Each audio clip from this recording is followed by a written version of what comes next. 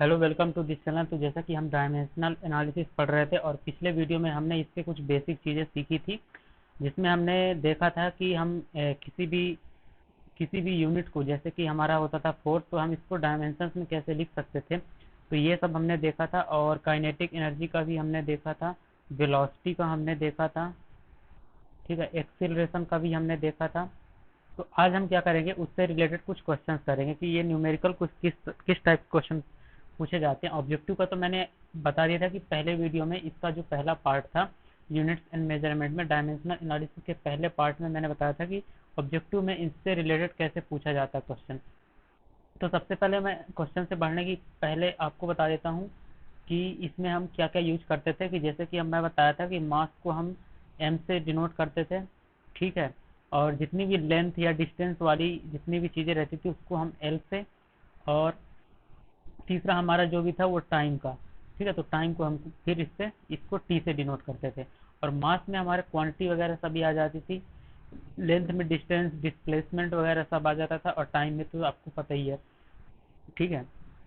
तो इनको हम इस तरह से डिनोट करते थे। और यदि मैं बात करूं जैसे कि वेलोसिटी है, ठीक है, तो वेलोसिटी को यदि आप कैसे लिखोगे, तो वेलोसिटी इक्वल टू क्या हो जाता था, हमारा डिस्टेंस अपॉन टाइम, ठीक है। तो इसको हम कैसे लिखेंगे, मान लेते हैं वेलोसिटी v, तो डिस्टेंस को हम ये लेंथ में ले सकते हैं l, और टाइम को हम लिख सकते हैं t। तो ये हमारा क्या हो जाएगा, एल टी माइनस वन। इसको एक और तरीका हम लिख सकते हैं कि m जीरो है यहाँ पे, l और t माइनस वन, इसकी पावर वन, इसकी जीरो, इसकी माइनस वन, ठीक है। तो इस तरह से हम वेलोसिटी को लिख सकते हैं। फिर इसी तरह एक्सीलरेशन को भी लिख सकते हैं, force, kinetic energy, potential energy, work done, ठीक है, एनर्जी हो गया। तो इन सब में हम इस फॉर्म में कन्वर्ट कर सकते हैं, किस फॉर्म में, एम एल और टी के फॉर्म में, इसकी डायमेंशन को, ठीक है। तो हम आगे बढ़ते हैं और क्वेश्चन देखते हैं। इस क्वेश्चन सबसे पहले ये जो हमारा क्वेश्चन था, ये हमारा बुक का है, एग्जाम्पल 2.15। तो ये मैं आपको एक्सप्लेन करने वाला हूँ। एक और बात इसमें यह है कि मैंने आपको बताया था, क्या बताया था, कि किसी भी जो यूनिट होती हैं, ठीक है, डायमेंशनली जो यदि करेक्ट हैं तो वही हमारी ट्रू होती हैं, ठीक है। हमारी जो डायमेंशनली करेक्ट यूनिट ही ट्रू होती है। जैसे कैसे कि मैंने जैसा जैसा मैंने बताया था कि जो हमारा ये है velocity equal to distance upon time, ठीक है, तो ये v की यूनिट ये हो जाएगी। तो दोनों एक दूसरे क्या है, डायमेंशनली करेक्ट हैं। और यदि ये नहीं होती है, ठीक है, यदि ये इसके इक्वल नहीं होता, जैसे कि मैंने बताया था काइनेटिक एनर्जी होता था हमारा 1/2 mv²। तो यदि यहाँ की जो दोनों डायमेंशन है वो इक्वेट नहीं होती है, इक्वल नहीं होती हैं, तो वो गलत नहीं माना जाएगा। हो सकता है वहाँ पे कुछ कांस्टेंट आ जाए, कुछ भी आ जाए, पर ये एक मतलब बोल सकते हैं नेसेसरी कंडीशन नहीं है। पर हाँ, इससे ये पता लगाया जा सकता है डायमेंशनल एनालिसिस से कि क्या ऐसा फॉर्मूला पॉसिबल है। तो अभी हम देखते हैं कि ये इसमें बोला गया है, ठीक है। तो बोला है कि let us consider an equation 1/2 mv² equal to mgh। आपको पता है कि ये काइनेटिक एनर्जी है और ये पोटेंशियल एनर्जी है, ठीक है। तो बोल रहा है कि ये दोनों इक्वल है। अब कैसे इक्वल बोल दिया, ठीक है, ये दोनों तो नाम से अलग अलग दिख रही है, काइनेटिक एनर्जी और ये पोटेंशियल एनर्जी। पर यहाँ पे देखने लायक ये होगा कि ये दोनों ही एनर्जी का फॉर्म है, एनर्जी का फॉर्म, या फिर आप बोल सकते हैं कि वर्क डन है ये हमारा, ठीक है। तो वर्क डन का क्या होता था कि जैसे मैंने बताया था कि force equal to sorry, work done क्या हो जाता था हमारा, वर्क डन वो हो जाता था हमारा फोर्स इंटू डिस्प्लेसमेंट, ठीक है। डिस्प्लेसमेंट मान लेते हैं डी, तो फोर्स इंटू डिस्प्लेसमेंट, तो ये यहाँ पे दिख रहा है फोर्स, और ये डिस्प्लेसमेंट एच। इसी तरह यहाँ पे भी दिख जाएगा, ठीक है, काइनेटिक एनर्जी के फॉर्म में है, ठीक है, एनर्जी के फॉर्म में है ये, इसलिए ये दोनों इक्वेट किया हुआ है। अभी हम चेक करके डायमेंशनली इसको चेक करेंगे और पता लगा लेंगे कि ये करेक्ट है या नहीं है, ठीक है। ये हम अभी चेक कर लेंगे। तो इसमें और बोला है कि where m is the mass of the body, v its velocity, g is the acceleration due to gravity, and h is the height. Check whether the equation is dimensionally correct, ठीक है। तो ये हमको चेक करना है। सबसे पहले हम यहाँ पे लिख देते हैं हमारी मेन इक्वेशन क्या है। हमारी मेन इक्वेशन है 1/2 mv² इक्वल टू mgh, ठीक है। तो m तो हमारा मास था, तो m हमारा क्या है, मास है। और इसकी डायमेंशन क्या होगी, m मास क्वांटिटी है, तो इसका क्या होगा, ये कैपिटल M। और मैंने बताया था कि इसको इस ब्रैकेट से हम बंद करके रखेंगे, ठीक है, इसको इस ब्रैकेट के साथ लिखेंगे। उसके बाद v, तो v क्या है हमारा, वेलोसिटी है, ठीक है, सॉरी यहाँ पे क्या है, ये वेलोसिटी है, वेलोसिटी, ठीक है। तो और इसकी डायमेंशंस मैंने बताया अभी, जस्ट मैंने निकाल के बताया। तो कुछ बेसिक बेसिक डायमेंशन आपको याद रखनी पड़ेगी, वो मैंने पिछले वीडियो में बता रखा है कि कौन कौन सी याद रखनी है। ठीक है। तो इसकी है हमारी LT-1। तो ये हम यहाँ पे लिखेंगे M0 LT-1। यहाँ पे भी आप लिख सकते हैं, क्या लिख सकते हैं ये मैं आपको बता देता हूँ। यहाँ पे आप लिख सकते हैं कि m⁻1, यहाँ पे हम लिख सकते हैं m⁻1 L⁻0 और T⁻0। ये इस टाइप का आपको लिखना है। और यहाँ पे m⁻0 और L⁻1 हो जाएगा और T⁻−1। तो ये ओवरऑल LT-1 लिखा हुआ है, क्योंकि जिसकी भी पावर 0 रहती है वो तो 1 हो जाता है। ठीक है। तो ये हो गया वेलोसिटी के लिए। अब आगे हमारा बचा क्या, जी। तो जी है हमारा दिया हुआ है एक्सिलरेशन, यहाँ पे मैं लिख देता हूँ एक्सिलरेशन ड्यू टू ग्रेविटी। और ये एक्सिलरेशन है, नाम से समझ में आ रहा है, ये आपको चेक करना पड़ेगा, देखना पड़ेगा कि ये एक्सिलरेशन का ही फॉर्म है, या फिर आप इसकी यूनिट से जा सकते हैं। इसकी यूनिट होती है मीटर पर सेकंड स्क्वायर, इसकी यूनिट होती है वेलोसिटी की मीटर पर सेकंड। ठीक है। तो मीटर पर सेकंड स्क्वायर, यहाँ पे आप देख सकते हैं मीटर मीन्स एल रहेगा, एल रहेगा डिस्टेंस के लिए। ठीक है। तो अपॉन में सेकंड स्क्वायर मतलब जो टी रहेगा उसका स्क्वायर। तो ये हमारा बन जाएगा, जो हम इसको एम के फॉर्म में भी लिख देंगे, तो m0 L⁻1 और T⁻−2। तो ये हो गया LT-2। ये हो गया जी की यूनिट। उसके बाद दिया हुआ है एच। एच क्या है हमारी, बोला है कि हाइट है। अब हाइट है तो ये डिस्टेंस के फॉर्म में रहेगी। ठीक है। मीटर किलोमीटर इसमें मेजर करेंगे हम। ठीक है। तो इसकी यूनिट बोल सकते हैं कि ये मीटर पर सेकंड मीटर होगी। और वेलोसिटी की मैं लिख देता हूँ मीटर पर सेकंड। ठीक है। मास की मैं लिख देता हूँ केजी हो सकती है, ग्राम भी हो सकती है, मैं स्टैंडर्ड लिख रहा हूँ। ठीक है। तो मीटर बोल रहा है मतलब ये डिस्टेंस के फॉर्म में रहेगी। हम इसको लिख सकते हैं जिसकी यूनिट क्या, डायमेंशन क्या रहने वाली है, एल रहने वाली है। तो मैं यहाँ पे लिख देता हूँ m⁻0 L⁻1 और T⁻0। तो ये सब हमने निकाल लिया। अब हम क्या करेंगे, इस फॉर्मूले में इसको हम सेटिस्फाई करेंगे। m की जगह ये लिखेंगे, फिर v की जगह ये, ऐसे करके हम इसको पूरा इसमें पुट करने वाले हैं और चेक करेंगे कि क्या दोनों साइड से ये इक्वल आ रहा है या नहीं। यदि आएगा तो मतलब ये डायमेंशनली करेक्ट है। तो हम लिखते हैं यहाँ पे कांस्टेंट का कोई रोल नहीं रहेगा। ये मैं अभी फिर से बता दे रहा हूँ, क्यों, क्योंकि कांस्टेंट की कोई यूनिट ही नहीं होती। ये मैंने भी पिछले वीडियो में एक्सप्लेन किया हुआ है बहुत ही अच्छे से। ठीक है। तो हम सबसे पहले लिखते हैं 1/2 mv² 1/2 mv² equal to mgh। ठीक है। तो m का मैंने बताया अभी आपको कि m का रहेगा m⁻1। और उसके बाद हमारा क्या है, वेलोसिटी है। ठीक है। तो वेलोसिटी का मैंने अभी बताया कि वेलोसिटी का क्या है, क्या है कि ये है, कहाँ पे गया, ये है वेलोसिटी LT-1। ठीक है। तो यहाँ पे हम रखेंगे, सबसे पहले हम इसको ब्रैकेट बंद करेंगे। यहाँ पे आप 1/2 ना भी लगाएंगे तो चल जाएगा, क्योंकि हम डायमेंशन के फॉर्म में लिख रहे हैं। ठीक है। तो v का हमको पता है LT-1 और इसका होल पावर स्क्वायर लगा। तो ये स्क्वायर लगाना जरूरी है, क्योंकि इससे इफेक्ट पड़ेगा। पर ये 1/2 की कोई यूनिट नहीं होती है, तो इससे इफेक्ट नहीं पड़ेगा। उसके बाद इक्वल टू m की अभी मैंने बताया m होती है। ठीक है। ये हो गया। उसके बाद जी का क्या है, LT-2। तो ये हो जाएगा LT-2। और h का अभी पता चला कि क्या है, ये l है। ठीक है। तो ये हो गया l। अब मैं यहाँ पे एल MLT के फॉर्म में क्यों नहीं लिख रहा हूँ, क्योंकि यहाँ पे ज़रूरत नहीं है, क्योंकि हम ये सॉल्व कर रहे हैं। उसके बाद लास्ट में हम लिख सकते हैं। तो यहाँ से क्या आ जाएगा हमारा, ये हो जाएगा m और ये l और इसका स्क्वायर लगा हुआ है, तो L² और T⁻−1 है और इसकी भी पावर 2 है। तो ये हो जाएगा T⁻²। ठीक है। उसके बाद यहाँ पे क्या आ जाएगा, m और l, एक ये है एक ये है, तो ये हो जाएगा L² और T⁻−2। अब आपको क्या दिख रहा है, यहाँ पे आपको दिख रहा है कि ये दोनों इक्वल हो चुके हैं। तो मतलब यही तो प्रूव करना था कि क्या ये करेक्ट है या नहीं। तो ये ट्रू है, मतलब ये ट्रू है। यहाँ पे हम क्या लिख देंगे, hence it is dimensionally correct. ठीक है। यही तो पूछा था, hence it is dimensionally, sorry यहाँ पे क्या है, डायमेंशनली करेक्ट। ये डायमेंशनली करेक्ट है। ठीक है। तो आई होप ये क्वेश्चन आपको समझ में आ गया होगा। ये क्वेश्चन आपको पूछ सकता है, ये बहुत ही छोटा है, बेसिक है, और ये दो या मतलब ये 3 या 4 मार्क्स में ये पूछ सकता है। और हम नेक्स्ट क्वेश्चन जो करने वाले हैं हम, ये इस टाइप के क्वेश्चन शायद ही पूछे, पर ये बहुत जरूरी है, आगे आपको बहुत काम आने वाला है। तो ये क्वेश्चन हम सबसे पहले पढ़ते हैं, इसको क्या बोल रहा है, consider a simple pendulum having a bob attached to a string that oscillates under the action of the force of gravity. Suppose that the period of oscillation of the simple pendulum depends on its length L, mass of the bob m, and acceleration due to gravity g. Derive the expression for its time period using method of dimension.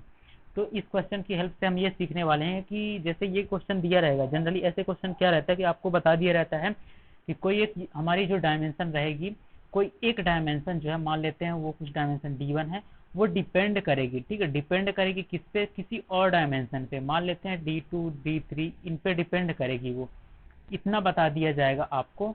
और ये बता दिया जाएगा कि ये dimension क्या है, जैसे कि इसने बता दिया कि यहाँ पे टाइम पीरियड है, लेंथ है, यहाँ एक्सीलरेशन ड्यू टू ग्रेविटी है और मास है, ये आपको बता दिया जाएगा। उसके बाद आपको क्या बोला जाएगा कि आप उसका एक्सप्रेशन डिराइव करो कि उनमें क्या रिलेशन रहने वाला है, उन उन क्या बोल सकते हैं, उन क्वांटिटी में क्या रिलेशन रहने वाला है। जैसे ये d1 d2 मैंने लिखा, तो इनमें क्या रिलेशन रहने, अब रिलेशन किस टाइप का हो सकता है, ये तो ऐसे भी हो सकता है d2 इंटू d3, या हो सकता है d1 equal to d2 square by d3, ठीक है, या हो सकता है कि ये आ जाए root of d2 by d3, कुछ भी हो सकता है, ठीक है। तो ये पता कैसे चलेगा, तो इसके लिए डायमेंशन एनालिसिस का यूज किया जाता है, यही इसका एप्लीकेशन है यहाँ पे।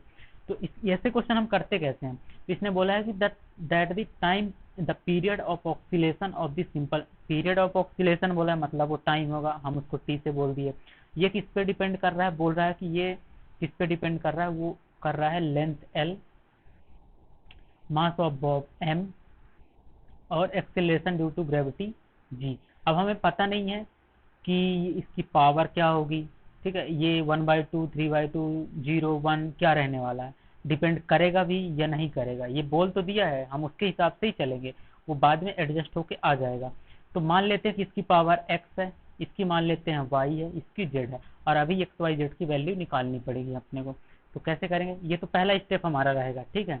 उसके बाद हम क्या करेंगे, ये प्रोपोर्शनल, ठीक है, ये प्रोपोर्शनलिटी का साइन लगा हुआ है, तो इसको हटाने के लिए हमें क्या करना पड़ेगा, एक कुछ कांस्टेंट से मल्टीप्लाई करना पड़ेगा। तो कैसे करेंगे, जैसे कि t इक्वल टू मैं यदि कर दिया तो एक कोई कांस्टेंट मान लेते हैं k, ठीक है, तो और बाकी का यहाँ पे पूरा m की पावर y और g की पावर z।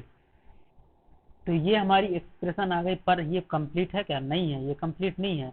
यहाँ पे x नहीं पता, y नहीं पता, z नहीं पता, k भी नहीं पता, पर k की हमें जरूरत है ही नहीं, वो सिर्फ एक्सप्रेशन पूछ रहा है, k की हमें जरूरत वो फिर बाद में एक्सपेरिमेंटली पता चलती है। तो यहाँ पे मैं लिख दूंगा k को, क्या बोल रहा हूँ मैं, k एक कांस्टेंट है, ठीक है। तो ये पहले स्टेप हो गई, दूसरे स्टेप में हमें ये करना, कांस्टेंट लगाना है और प्रोपोर्शनलिटी के साइन को हटाना है।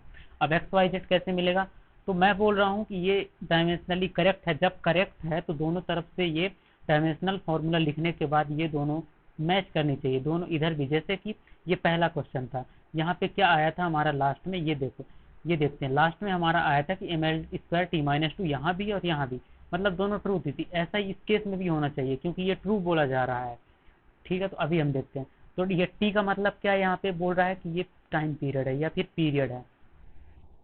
तो ये पीरियड रहेगा, तो ये किस में डिनोट करेंगे हम इसको, हम बोलेंगे 2 आवर्स 3 सेकंड 2 मिनट ऐसा करके, तो ये सेकंड्स में रहेगा, ठीक है। तो ये सेकंड में रहेगा, तो इसका डायमेंशन क्या रहेगी, इसका डायमेंशन टी रहेगा।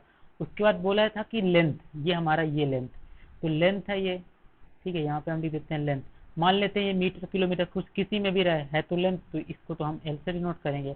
उसके बाद बोला है मास, तो ये है हमारा क्या, मास, इसको हम ग्राम या केजी किसी में भी लिखेंगे, ठीक है। तो इस ये क्या रहने वाला है, ये रहने वाला है m। उसके बाद है हमारा g, g का अभी मैंने बताया, ये हमारा एक्सेलरेशन ड्यू टू ग्रेविटी, और इसकी यूनिट भी मैंने बताई अभी क्या होती है, मीटर पर सेकंड स्क्वायर, और इसका डायमेंशनल फॉर्मूला क्या हो जाएगा, LT-2, ठीक है। तो ये सभी यूनिट हमने लिख ली। अब हम क्या करेंगे, इस इक्वेशन में हम पुट कर देंगे, किसमें, इस इक्वेशन में, इसको मैं बोल देता हूँ इक्वेशन नंबर फर्स्ट। तो अब हम आगे क्या लिखने वाले हैं, हम लिखेंगे कि put these dimensions in equation first. हम फर्स्ट में पुट करेंगे तो क्या था हमारा, t इक्वल टू के एल की पावर x, ठीक है, और उसके बाद था m की पावर y और g की पावर z, यही था, ये देख सकते हैं, ठीक है। तो अब हम इसमें पुट करेंगे तो t का क्या है हमारा कैपिटल T, उसके बाद के L का क्या था ये एल था, एक्स आ गया, पावर नहीं भूलना है। उसके बाद एम का क्या था, कैपिटल एम इंटू वाई, और सॉरी वाई पावर में। और जी का क्या है, अभी हमने बताया ये कि एल टी माइनस टू है जी, ये हो जाएगा एल टी माइनस टू। ठीक है, अब हम इसको क्या करेंगे, ये दोनों तरफ को सॉल्व करेंगे, तो ये हो जाएगा यहाँ से t और k इंटू ये। अब हम क्या करेंगे कि l m और t इन सभी की जो पावर्स हैं उसको हम सॉल्व करेंगे और एक जगह लिखते जाएंगे। तो सबसे पहले हम चेक करते हैं l, तो l कितने हैं, एक x है इसकी पावर, फिर दूसरी जगह ये z रहेगी इसकी पावर, तो ये क्या हो जाएगा x प्लस जेड।